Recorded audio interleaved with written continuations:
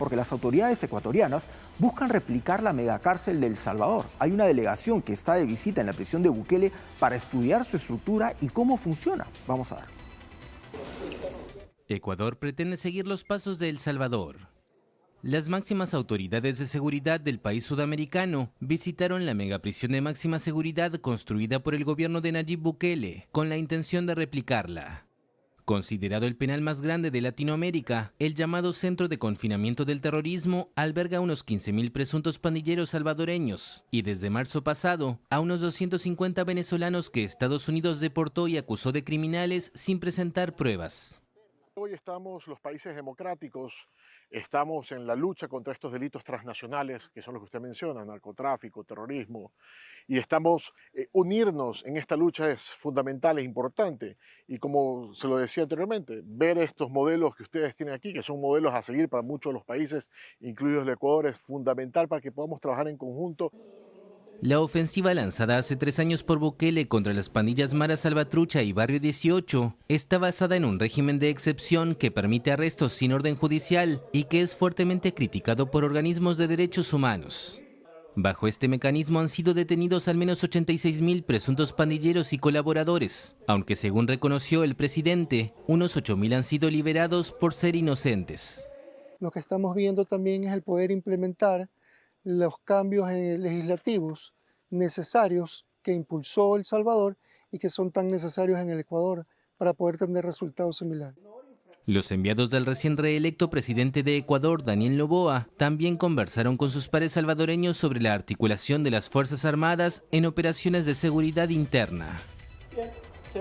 Sumamente interesante porque, como hemos mencionado muchas veces, Ecuador se encuentra en un grave problema con las prisiones que están tomadas por bandas de delincuentes. Recordarás esas operaciones que han realizado en prisiones en Guayaquil, donde los delincuentes prácticamente ellos se encargan de la vigilancia, deciden quién entra, quién sale, han encontrado gran cantidad de armamento, armas de guerra, incluso dentro de esas prisiones. Y claro, ahora que se viene un nuevo gobierno del presidente Daniel Noboa, un gobierno completo. Hay que recordar que el periodo anterior fue terminando el periodo que quedó inconcluso del presidente Lasso. Ahora ya le viene un periodo completo en el que las cosas no están fáciles en su país.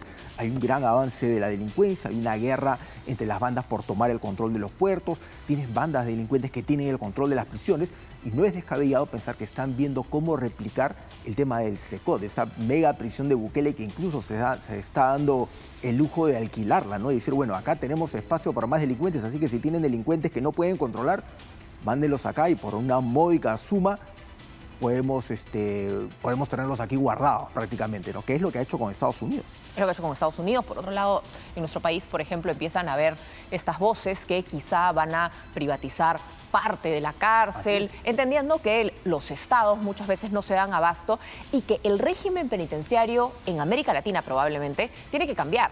Es un régimen demasiado flexible, demasiado permisivo, demasiado desordenado. No hay una disciplina real, no hay necesariamente un orden y una rigidez, entendiendo que cada preso tiene que ser calificado según lo gravoso de su delito, pero terminan haciendo lo que quieren, no solamente controlando las cárceles, entrando y saliendo, en algunos casos como sucedió en Ecuador con algunos presos que se le desaparecieron. Así es, que recién se dieron cuenta que no estaban ahí cuando fueron a buscarlos. Claro. Pero hay que tener en cuenta, y acá hay un tema muy importante en nuestro país y en toda la región. ¿Cómo puedes esperar poner una mano dura en un sistema penitenciario cuando tus propias autoridades están acusadas de todo tipo de delitos y de todo tipo de actos de corrupción? Entonces es un poco difícil que quienes se encargan de diseñar las leyes y también de administrar el país sean prácticamente acusados o sean involucrados, o se vean involucrados, incluso hallados culpables de diferentes delitos. O sea, prácticamente ellos son los que van a terminar en las cárceles que ellos mismos se preocupan de endurecer, o los regímenes que ellos se preocupan de castigar. Entonces ahí como que tienes algo que no es muy lógico, ¿no? No es lógico, sin duda, y de ahí la relevancia de cada ciudadano. Sí sería lógico porque es tan flexible. Claro, y de ahí parte lo importante de entender cómo votamos cada uno de nosotros frente a los desafíos que existen. Pero me empieza a sonar cada vez con más fuerza cómo los gobernantes o cómo los políticos, aspirantes incluso, hablan de las cárceles. Antes era un tema que nadie mencionaba, era un tema olvidado, dejado de la mano de Dios, nadie quería, es más, en algún momento se vendían terrenos que se utilizaban como cárcel para que sean centros comerciales, para que sean otra cosa. En los últimos años, en las últimas décadas, la construcción de cárceles ha decaído o prácticamente se ha reducido a cero. Así es, y hay que tener en cuenta que el año pasado Chile, por ejemplo, trató de dar un paso adelante construyendo una cárcel de máxima seguridad, una mega prisión para albergar a estos delincuentes, y hubo un gran problema porque diferentes distritos, diferentes regiones no querían esta prisión ahí, o sea, dijeron no, gracias. Y hablar, y ahí entraron en todo un problema. Una situación así se podría replicar en nuestro país, en el caso que, por ejemplo, alguna autoridad diga, bueno, vamos a construir una mega cárcel en Trujillo, o en Arequipa, o en Moquegua. Bueno, ¿qué van a decir las autoridades? ¿Van a estar de acuerdo? ¿No van a estar de acuerdo? Ojo, que esa es una gran responsabilidad también, porque claro, si se produce una fuga, es en tu territorio donde esos delincuentes se van a escapar. O sea, ahí es donde viene el temor, ¿no? Sí, claro. Muchas veces hemos visto manifestaciones en contra de las cárceles. Cuando se construyó Piedras Gordas, que queda en Ancón, hubo gran resistencia de la población. Por otro lado, cada vez que se anuncia que se va a ampliar Chayapalca, la misma gente allí reclama, entendiendo que Chayapalca es una de las prisiones supuestamente más seguras. Supuestamente. En realidad es la que está más lejos, pero por otro lado, el régimen penitenciario en Chayapalca es igualito al que puede ser en cualquier cárcel de nuestro país. No hay nuevamente una disciplina, un orden. Van a implementar, no solamente construir algo grande, sino la forma en que Bukele maneja las cárceles dentro de El Salvador, o simplemente va a terminar siendo un edificio grandote y moderno para el descontrol.